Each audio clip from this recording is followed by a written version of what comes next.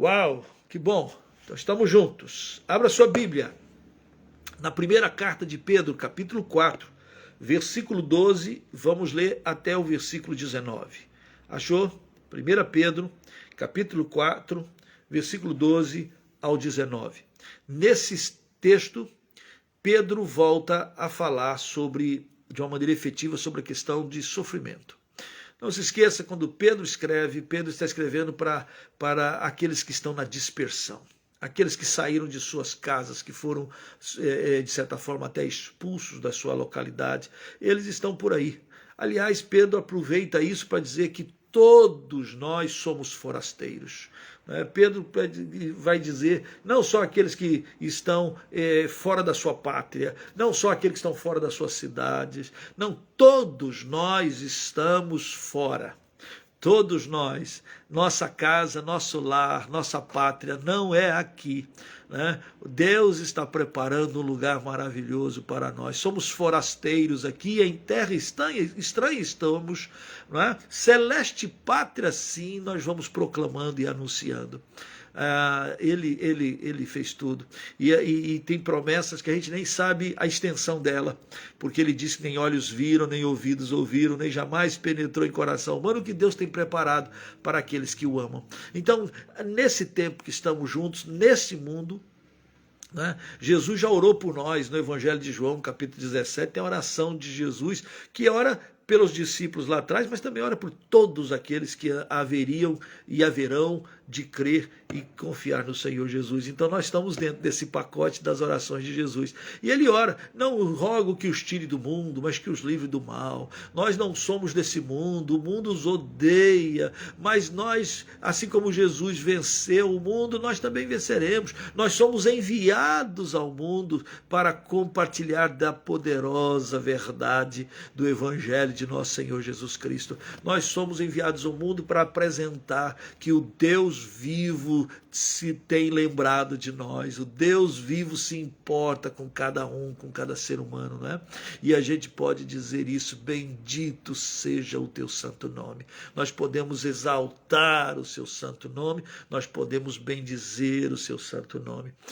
No entanto, consciente disso, que nossa pátria não é aqui, consciente de que nós servimos ao Deus Todo-Poderoso, Criador dos céus e da terra, nós nos deparamos nessa vida com circunstâncias que não são aquelas circunstâncias que nós mesmos escolheríamos. Muitas vezes vem lutas, sofrimentos e angústias, coisas estranhas, coisas difíceis. Pedro está escrevendo para uma igreja que está passou e passará momentos difíceis. E ele está preparando o seu povo para permanecer inabalável no Senhor e Salvador Jesus Cristo. E eu queria ler esse trecho da palavra de Deus aqui em primeira carta de Pedro, capítulo 4, versículo 12. Abra sua Bíblia aí. Diz assim: amados, não estranheis o fogo ardente que surge no meio de vós, destinado a provar-vos, como se alguma coisa extraordinária vos estivesse acontecendo. Pelo contrário, alegrai-vos na medida em que sois coparticipantes dos sofrimentos de Cristo, para que também, na revelação da sua glória, vos alegreis exultando. Se pelo nome de Cristo sois injuriados, bem-aventurados sois, porque sobre vós repousa o Espírito da glória e de Deus. Não sofra, porém, nenhum de vós como assassino, ou ladrão, ou malfeitor, ou como quem se intromete em negócio de outrem. Mas, se sofrer como cristão, não se envergonhe disso. Antes, glorifique a Deus com esse nome. Porque a ocasião de começar o juízo pela casa de Deus é chegada. Ora, se primeiro vem por nós, qual será o fim daqueles que não obedecem ao Evangelho de Deus? E se é com dificuldade que o justo é salvo, onde vai comparecer o ímpio? Sim, o pecador. Por isso também os que sofrem segundo a vontade de Deus, encomendem a sua alma ao fiel Criador na prática do bem. Olha só que textão. Quantas vezes a gente passa momentos difíceis, não é? De sofrimento, de angústia, de dor, de perda. Quantas vezes? Na década de 60, havia um casal de missionários no antigo Congo, lá na África. E eles trabalhavam numa aldeia falando do amor e da graça de Jesus. O país entrou em convulsão social e houve uma revolução. E os revoltosos chegaram naquela aldeia e saíram atirando e matando quem estava pela frente. E uma das pessoas que foram mortas foi o missionário, esposo daquela mulher. O missionário chamava, parece que era meu xará. É difícil achar um Eleazar. Então esse Eleazar caiu morto lá no meio da aldeia, lá na praça. A mulher pegou seus filhos, correu, se escondeu, aflita, agoniada, pensando que a qualquer hora também poderiam achar seus filhos e ela e também matarem. E ela ficou lá orando, Senhor, tem misericórdia, tem misericórdia. E de repente chegou uns mercenários, gente que foi contratada para tentar salvar pessoas que estavam ali, retirar os missionários daquele lugar com vida, e eles chegaram com um caminhão lá, e com armas, e aquela cena de tragédia, e eles começaram a falar, só tem lugar para vivo, venham todos, só tem lugar para vivo, só tem lugar para vivo, esqueçam os mortos. E aquela mulher, aquela missionária, pegou os seus filhos, subiu no caminhão, e o corpo do marido ficou lá estendido no chão.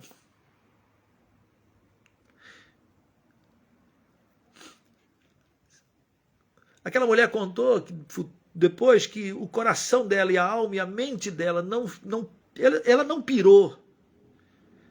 Imagina, você está lá o seu marido, o pai dos seus filhos, seu amado, e o corpo está lá estirado no chão, e você não pode pegar o corpo, você não pode sepultar o corpo. Não pode fazer nada. E ele é um homem de Deus, servo do Altíssimo, estava ali para proclamar o amor da graça. Olha que situação, que cena. Quem conta essa história é no livro Até os Confins, de Ruth Tucker. Aquela missionária, ela não pirou, vamos usar essa expressão, porque aquela missionária, um dia antes, ela estava lendo uma biografia de um outro missionário.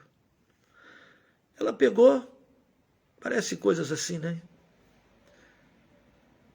Não havia nada que demonstrasse que no dia seguinte aconteceria aquela tragédia. Nada, estava tudo normal. Mas ela começou a ler aquela biografia de Adoniran Judson, um missionário maravilhoso. O Adoniran, teve um momento na vida dele que foi muito difícil. Qual foi o momento? Foi quando ele também perdeu a sua esposa. Ela ficou doente e faleceu. E aquilo mexeu profundamente com o Adoniran. E ele ficou assim, tendo sentimentos e pensamentos mórbidos. Isto é, ela ficava assim, sofrendo porque a esposa faleceu, mas ele ficava assim, nossa, 2 dias que ela está lá, sepultada, os vermes estão agora comendo a carne dela, os vermes estão mordendo, e o corpo dela está decompondo, e ele ficava se aterrorizando com esse tipo de pensamento, né? De pensar na decomposição do corpo. E aquilo judiou do Adoniran Judson. Judiou. E aí ele escreve isso. E essa missionária, anos depois, na década de 60, ela estava lendo aquilo e ela pegou e falou assim: ah, não, eu não. Se por acaso um dos meus morrer, eu não vou ficar igual o Adoniran, chorando por um corpo onde nenhum dos meus estará ali, porque morreu, a alma já está com Deus, o corpo vai virar pó de qualquer jeito, eu não vou ficar me aterrorizando como ele. Gente, você já imaginou a situação? Ela se preparou sem saber para a tragédia do dia seguinte.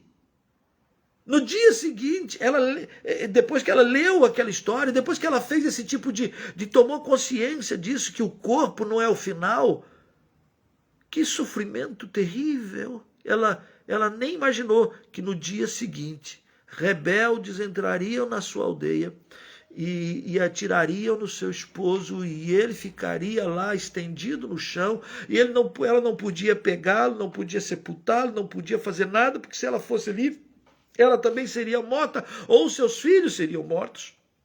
E ela protege os seus filhos. Nisso chega o pessoal e diz: só tem lugar para vivos, não tem lugar para levar corpos mortos. E ela falou assim: entendi, eu entendi, porque num dia antes Deus me preparou. Pedro diz aqui: amados, não estranheis o fogo ardente. Pedro está falando de coisas que arde, coisa que queima.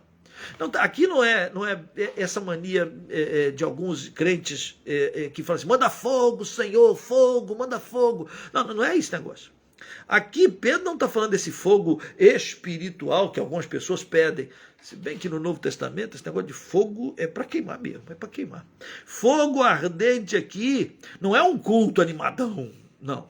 Fogo ardente é uma perseguição, é um momento trágico, é um momento de sofrimento, é um momento de dor, é um momento de provação, é um momento de provocação, é um momento de prova, é um momento doído.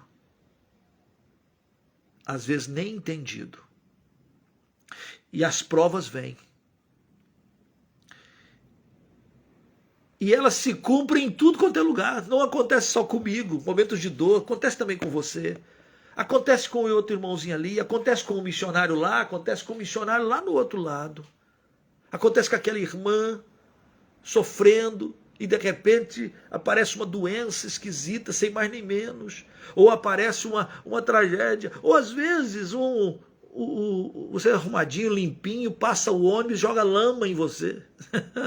Tanta coisa. Às vezes uma zombaria, às vezes um escárnio das pessoas, porque você diz que é crente, você é de Jesus, você quer servi-lo, você quer contribuir, você quer participar, e aí vem palavras de zombeteiras, palavras de desânimo, palavras de tudo quanto é forma, para fazer com que você retroceda e pare. Não estranheis o fogo ardente que surge no meio de vós, destinado a provar-vos, como se alguma coisa extraordinária estivesse acontecendo. Interessante Pedro colocar dessa maneira. É como se Pedro falasse o seguinte: meu filho, Jesus, o nosso mestre, Jesus, o nosso mestre, Jesus, o Senhor, Jesus, o Criador, sustentador de todas as coisas, Jesus esvaziou, Jesus assumiu forma de servo, Jesus não tinha onde reclinar a cabeça, Jesus não tinha um carro, nem nada, nem um jumentinho para andar. Jesus, ele vai ser preso, vai ser vituperado, vai ser ofendido, vai ser cuspido. E Jesus mesmo disse: se fizeram isso com o Senhor, e eu sou o Senhor, o que vai ser com os teus servos?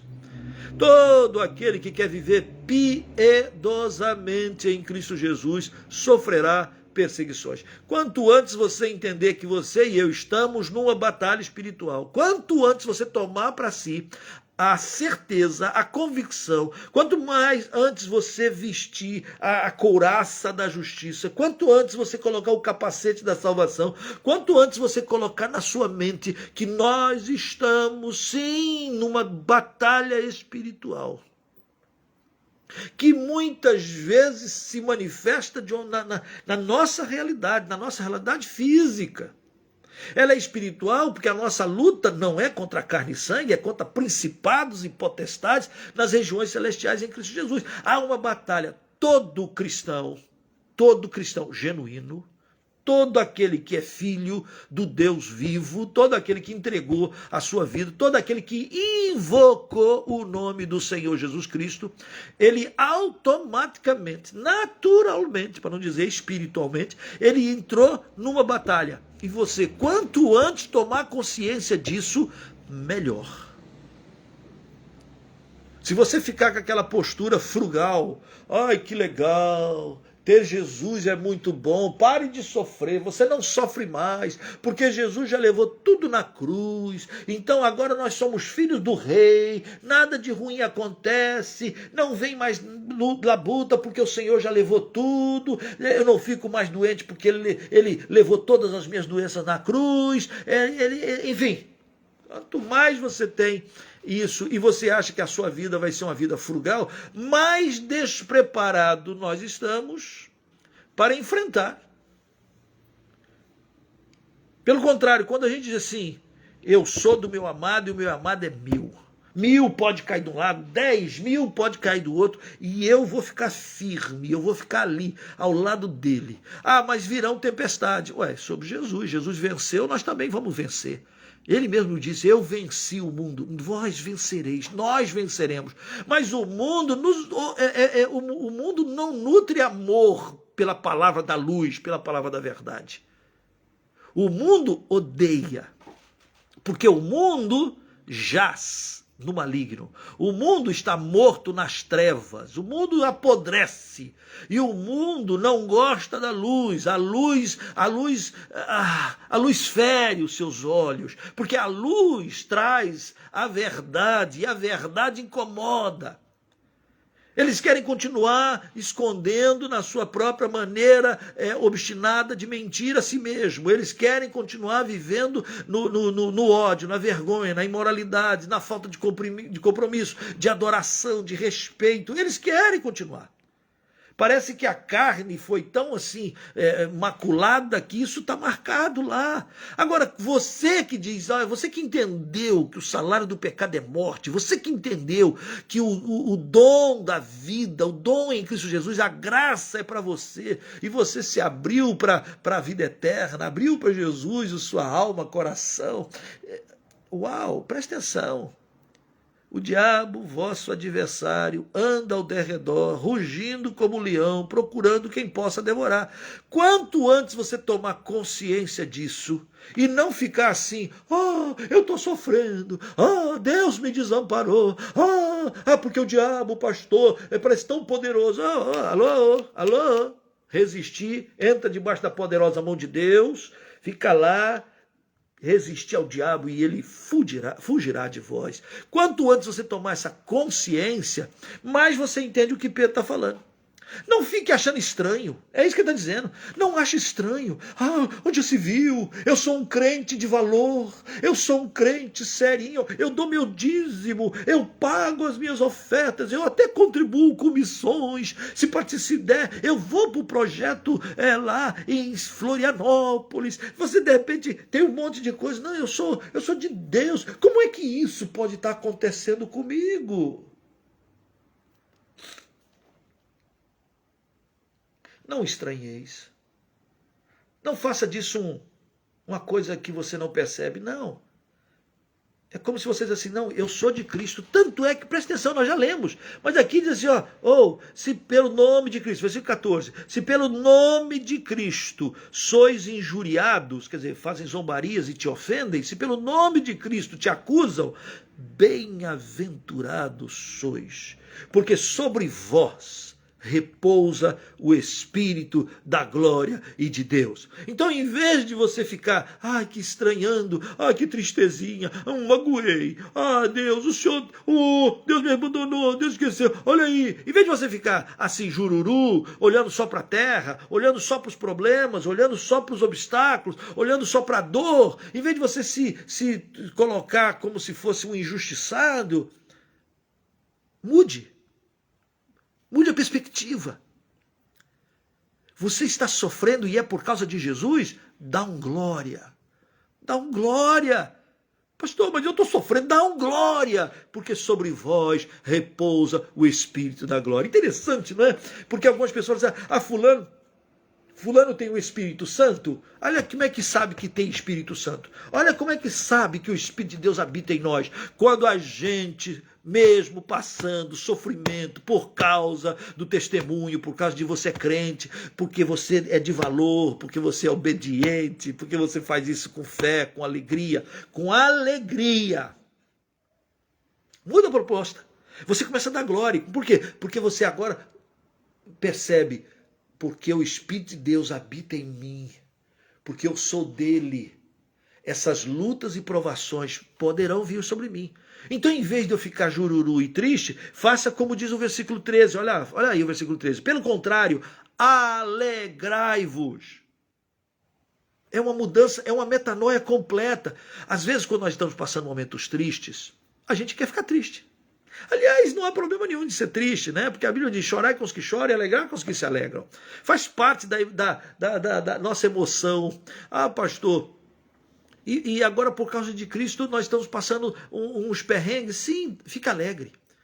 Com certeza, Pedro está pensando nas chicotadas que eles levaram lá em Atos dos Apóstolos, quando eles, por causa de Jesus, o pessoal prendeu e falou assim, olha, nós já falamos para vocês várias vezes, para vocês não falarem mais desse nome de Jesus. E o Pedro e os apóstolos vão dizer, julgai e ser justo, nós obedecermos antes a vocês do que obedecer a Deus. E aí o pessoal vai ameaçá-los e vai dar uma surra neles. Vai dar uma surra. E diz o texto lá em Atos que eles saíram dali com as costas lanhadas, eles saíram dali com os vergões nas suas costas, apanharam por causa de Jesus. E eles saíram dali alegre, dando glória. Devia ser um glória assim, tá doendo, mas glória a Deus, nós somos achados dignos de sofrer por Jesus Cristo. Dignos de sofrer por Jesus Cristo. Eu conheci uma missionária, que a gente chamava de Menina Cristina, lá em Portugal. E ela me contou uma história, eu até coloquei no livro, no Deus Ainda Usa Burros. Diz que ela foi com um grupo para evangelizar numa praça, lá numa cidadezinha do interior de Portugal. E ela está lá evangelizando, e eles começaram a distribuir literatura, e aí foi lá para tocar, e aí começaram a tocar, e aí o pessoal da cidade, do bairro ali de onde eles estavam, começaram a reagir muito mal, e começaram a jogar tomate, sabe? Começaram a dar umas tomatadas, começaram a jogar ovos, foram os ovacionados, né? E o pessoal jogava, e aquele negócio, e eles lá falando de Jesus, compartilhando, e o povo jogando tomate, ovo, quem tinha pela mão, o pessoal jogava, aquela coisa horrorosa. E aí ela pegou e falou assim, ô João, é a tua hora de você ir lá pregar, vai lá e prega. Aí o João, eu não vou lá pregar não. Como não? Era hora de você ir pregar, seu moço. Eu não vou. Aí ela olhou para aquele cara, pensou assim, se tivesse só um homem na face da terra e fosse tu, eu não casava com você não, seu frouxo. E aí, resultado, ela foi. E aí quando ela chegou lá para pregar, ela está lá pregando, e começou a falar de Jesus, e veio um pessoal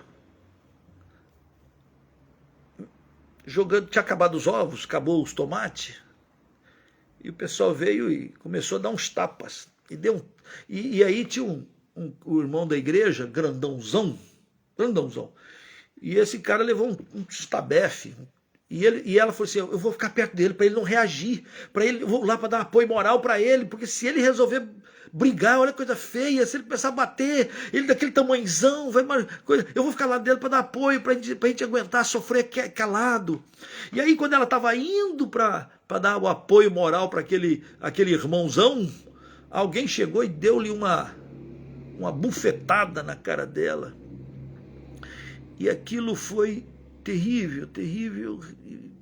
Resultado, foram embora para casa, ovo na cabeça, tomate, sofrimento danado. Foram para casa e foram para lá onde a equipe reunia para orar e para ficar, e ficaram lá pensando, e agora? O que vamos fazer? E alguns falavam, vamos embora daqui, esse povo, vamos sacudir o pó da sandália, esse povo não presta não sei o que e tal. E aí eles começaram a orar e de repente veio uma sensação do Espírito dizendo que eles tinham que voltar para a mesma praça no dia seguinte. Alguns falaram, tá maluco, vamos voltar lá de novo? Vamos voltar de lá de novo. Mas se bater nós de novo, vamos apanhar de novo. No dia seguinte eles voltaram para a praça, todo mundo assim meio ressabiado. E aí começaram a de novo, tocar um violão. E aí começaram a chegar pessoas da cidade, outras que não participaram daquela pantomima violenta do dia anterior. Alguns começaram a chegar e falaram assim, gente, o que era isso? Nós queremos pedir perdão para vocês. Olha onde já se viu, que atitude mais vergonhosa, o pessoal jogar isso em vocês e fazer isso. O pessoal começou a chegar para pedir perdão pelos que os seus patrícios haviam cometido no dia anterior.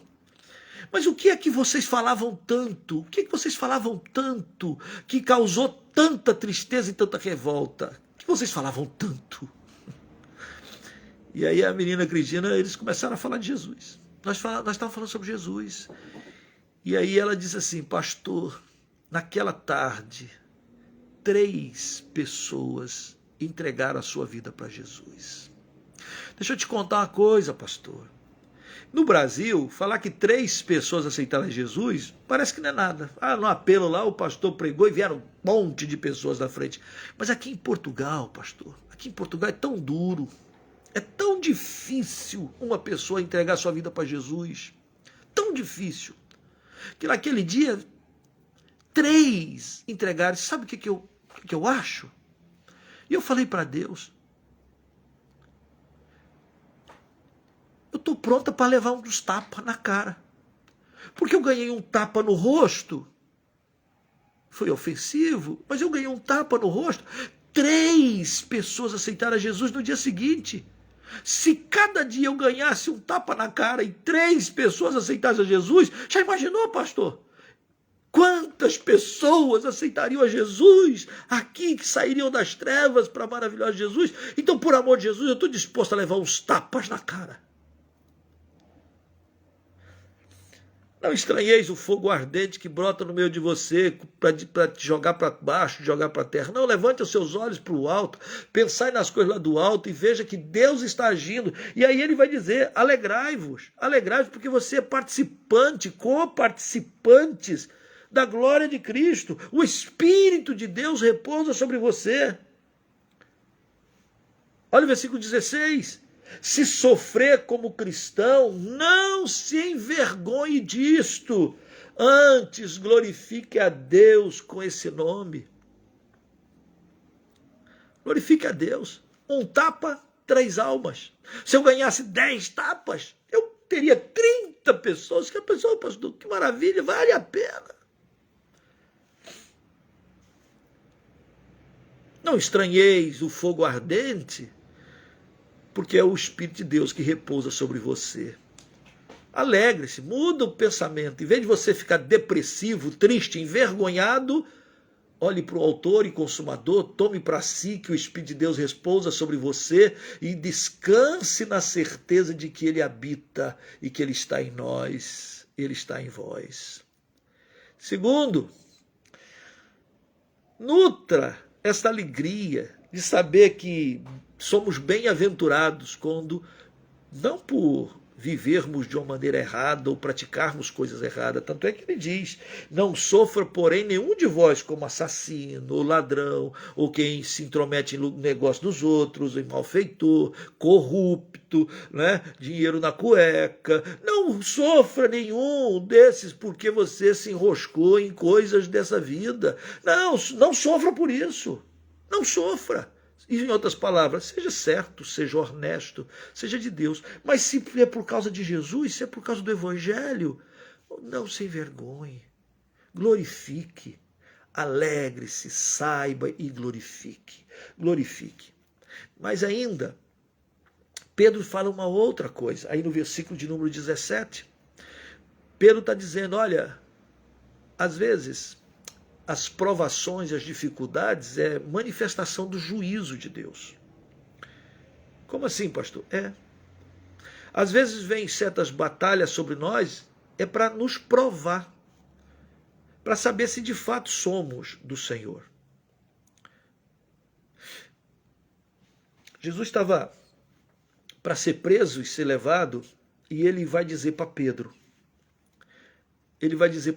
Pedro, Satanás te requereu para peneirar, mas eu roguei por ti, para que a tua fé não morresse, não desfalecesse. Está entendendo, Pedro? Pedro, Satanás te requereu para peneirar. Outra pessoa na Bíblia que foi peneirada, bem conhecida de todos, é a história de Jó, não é? Você lembra, né? Diz que um dia Satanás vai dar a volta e chega lá diante de Deus, e Deus fala para Satanás: viste meu servo Jó? Cabra bom. Tem igual a ele não, se desvia do mal. Viste meu servo Jó? E o Satanás diz lá: é porque o senhor cuida demais dele, o senhor protege demais ele, o senhor abençoa demais ele, ele é rico, ele tem família, ele está tudo bem com ele. Tudo bem. Tira tudo dele, que ele vai blasfemar. E Deus Pai diz: pode tirar. Pode tirar. Ele não me ama por causa daquilo que eu dou. Ele me ama, né? Tem gente que vai para Jesus só por causa da bênção. Isto é, o que é que Jesus pode fazer por nós? O que é que Deus pode me dar? Então eu vou a Deus porque eu estou carente de alguma coisa, eu estou precisado do seu favor, da sua benevolência. Então eu vou atrás procurando uma solução. Eu estou doente, estou precisando da cura, eu estou desempregado, eu quero um emprego. Então tem gente que vai a Deus atrás de uma bênção. Muitas vezes até é abençoado. Vinham 10 leprosos, Jesus curou os 10. Só um voltou para agradecer. Mas os 10 foram curados. Só um que volta para dizer obrigado. Né? Muita gente é abençoado nas igrejas, nas orações, no povo. Muitas pessoas. Mas poucas pessoas, eu diria, voltam para, como o leproso, o ex-leproso, agradecer. Muita gente que vai para Deus, mas não vai para Deus por causa dele, para ele. Não. Vai para Deus fazer uma bênção para ele, um qualquer. Preste bem atenção, Jó vai ser peneirado. E Jó perdeu tudo, você já sabe, todos nós sabemos. E aí ele fala aquela frase maravilhosa: o Senhor deu, o Senhor tomou, bendito seja o nome do Senhor. Ficou pobre, miserável, sem nenhum tostão. E pior, sem nenhum filho. Todos morreram. E pior, só ficou a esposa não para consolá-lo, mas para dizer: amaldiçoa a Deus e morre. Não satisfeito, o diabo diz: não, tira a pele, deixa ele doente, aí ele vai reclamar, porque é doença, e o pai permitiu.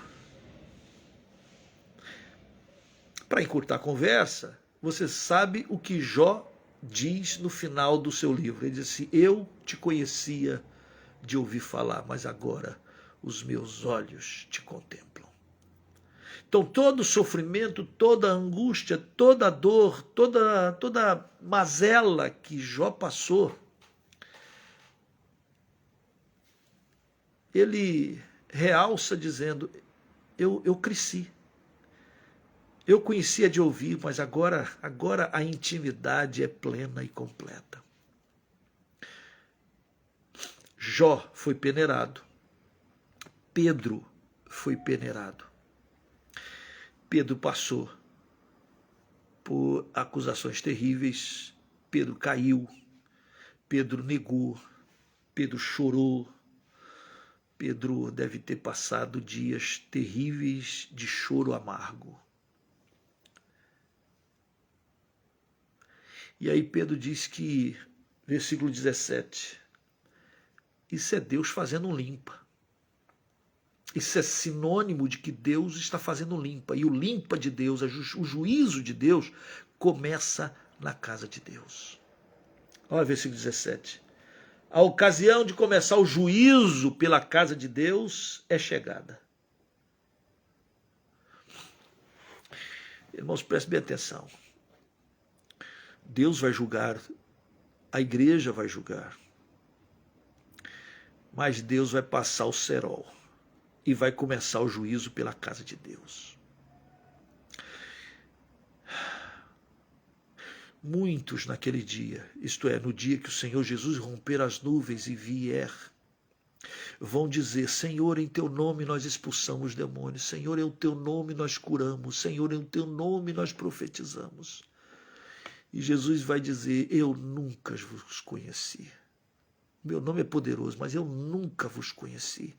E nem vocês me conheceram, porque vocês viveram falando de mim, mas vocês viveram na prática da imoralidade, na prática da iniquidade. Vocês viveram em pecado. Oh!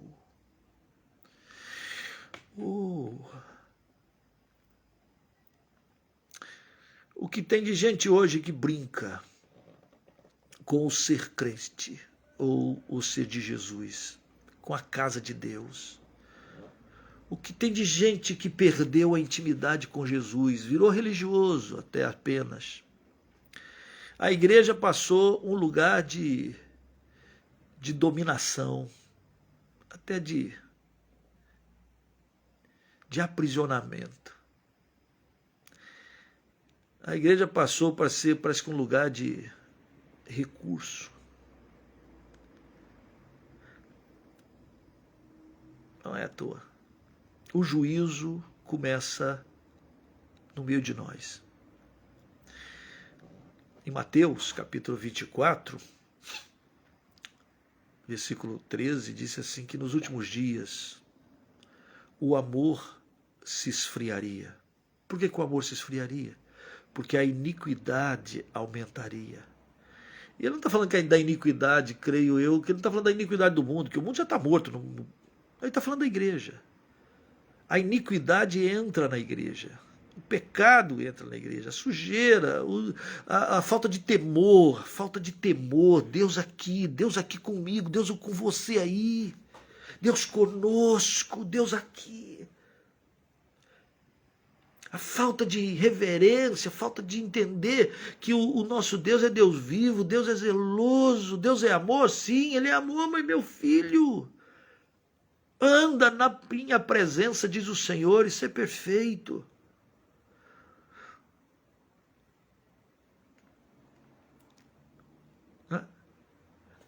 Começa na igreja.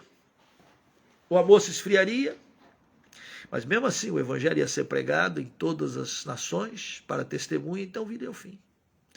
Quem perseverar em amar, quem perseverar em ser fiel, quem perseverar na obediência, escapou, está vivo, está salvo. A ocasião começa, o juízo pela casa de Deus é chegada. Ora, se primeiro vem por nós, qual será o fim daqueles que não obedecem ao evangelho de Deus? É como se Pedro afirmasse então: olha, nós passamos lutas e tribulações, sim. Sim, sim, passamos.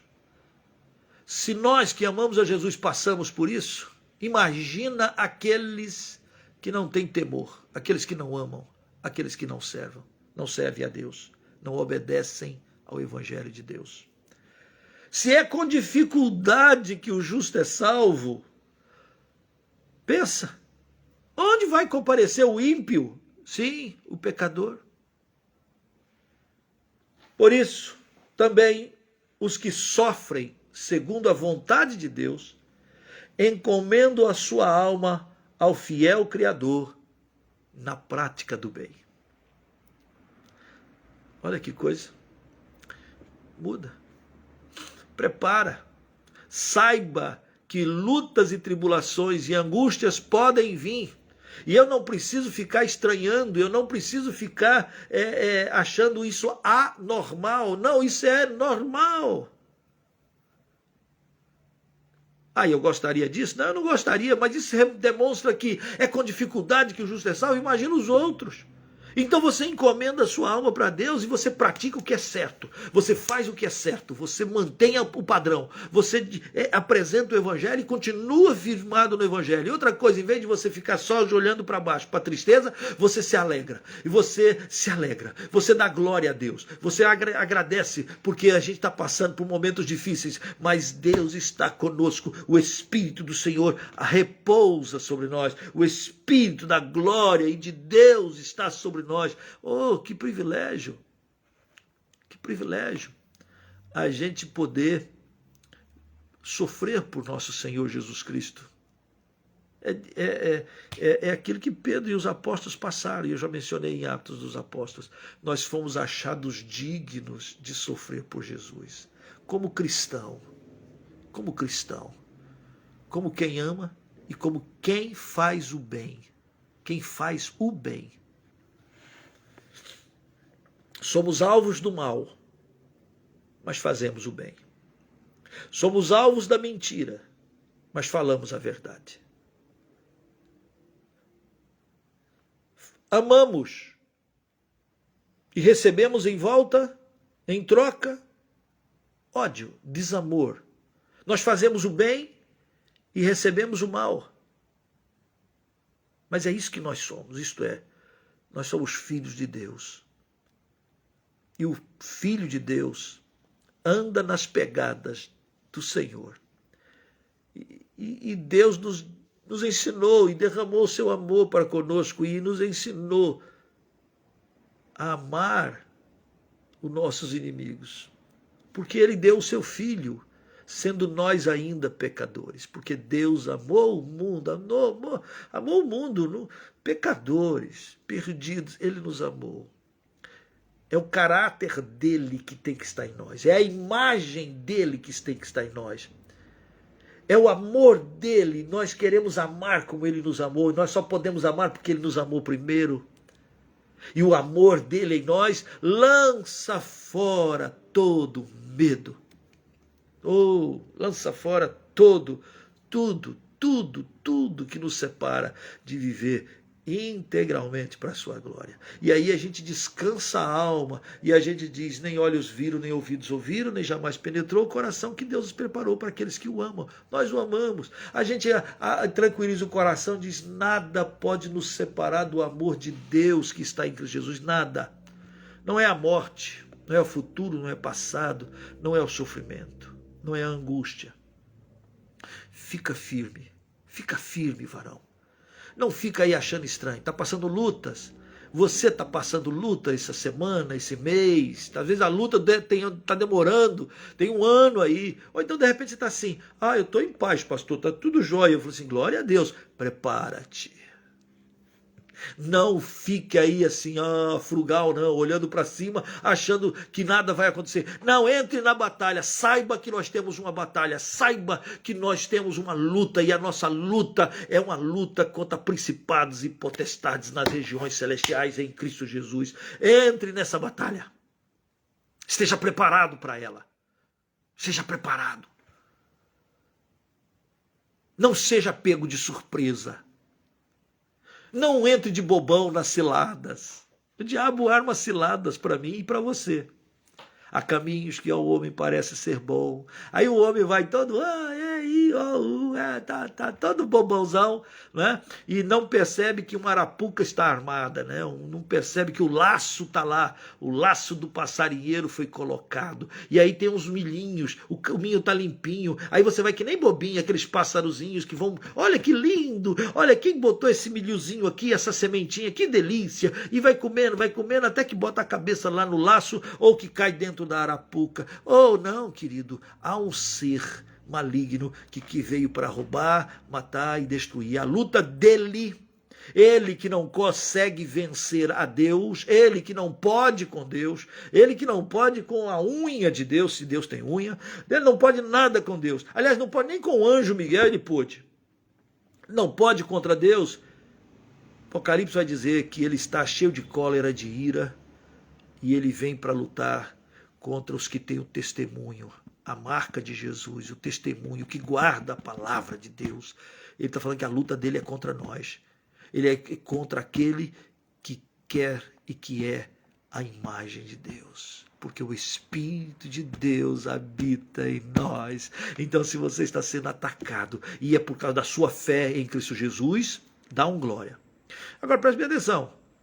Pedro está dizendo, se você está sendo atacado, que você resolveu gastar o cartão de crédito mais do que você devia, se você está sofrendo lá, endividado, porque você pegou o seu dinheiro e gastou naquilo que não era justo, se você está sofrendo porque você, sei lá, fez lá uma tonteria qualquer, você cometeu um desatino qualquer, eu vou dizer, opa, aguenta lá e não bota isso na conta de Deus, não.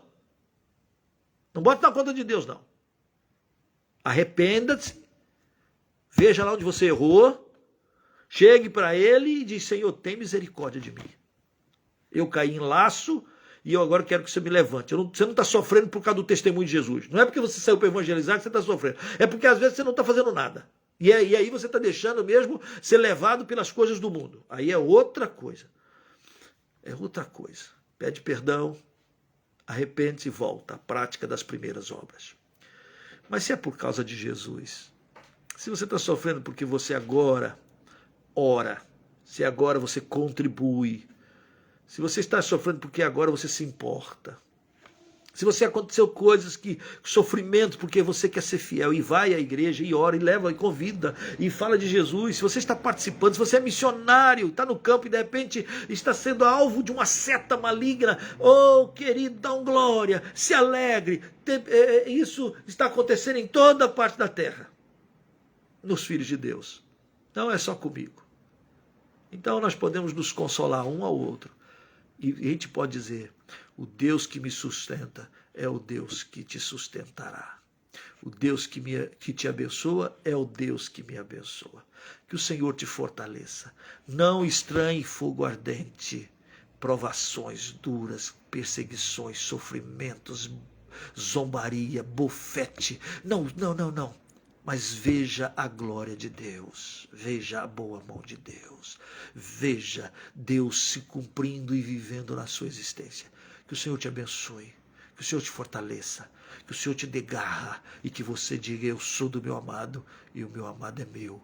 Pode cair 1000 de um lado, 10.000 do outro e eu estou aqui com o meu amado, com o meu Senhor Jesus Cristo. E aí você encomenda a sua alma ao Senhor, ao fiel Criador. Você diz, Senhor Deus, tu sabes o que está acontecendo comigo. Feche seus olhos, vamos orar? Senhor Deus, tu sabes o que está acontecendo conosco. Tu sabes as nossas lutas, as nossas dificuldades, aquelas coisas que a gente conta para os outros e aquelas coisas que a gente só guarda para o Senhor.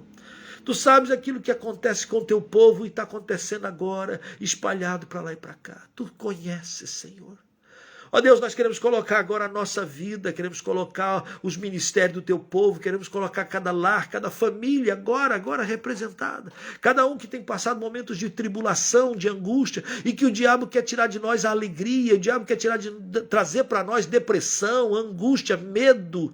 Ó Deus, o diabo quer jogar para nós, para a gente ficar mais longe, mais afastado, mas não, Senhor, tua palavra diz que a gente deve se alegrar, reconhecer que tu estás no controle, que o Espírito do Senhor habita em nós. Ó Deus, então muda, Senhor, a nossa visão.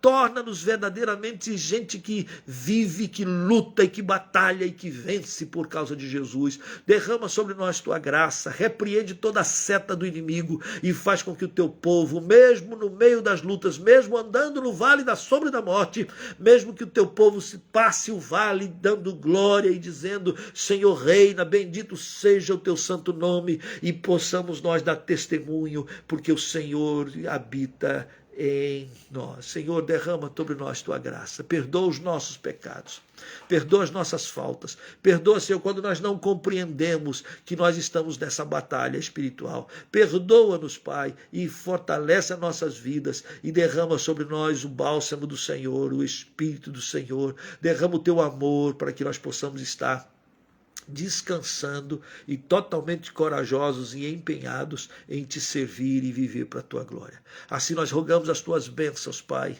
no nome precioso de Jesus, agradecido, porque nada pode nos separar do teu amor que está em Cristo Jesus. Nada. Nós te louvamos, trabalha em nós, enche-nos com teu Espírito, em nome de Jesus. Amém. Amém. Deus te abençoe, Deus te fortaleça, que você pegue o texto aqui de Pedrão e que você tome posse e viva sem perder a alegria. Preste bem atenção. O diabo faz de tudo para a gente perder a alegria, não é? Ele sabe que a alegria no Senhor é a nossa força. Então, alegrai-vos. Dá glória. E mesmo que os dias sejam difíceis, revestido da armadura de Deus, para que a gente possa suportar no dia mau. Que Deus te abençoe. Ore por nós. Ore pela Missão Projeto Zero. Ore pela obra aqui no sul do Brasil. Ore para que Deus levante obreiros. E ore para que Deus levante parceiros. E quem sabe você queira dizer: sim, Senhor, eis-me aqui. Um abraço. Um beijo no coração. E até quarta-feira, se Deus assim o permitir.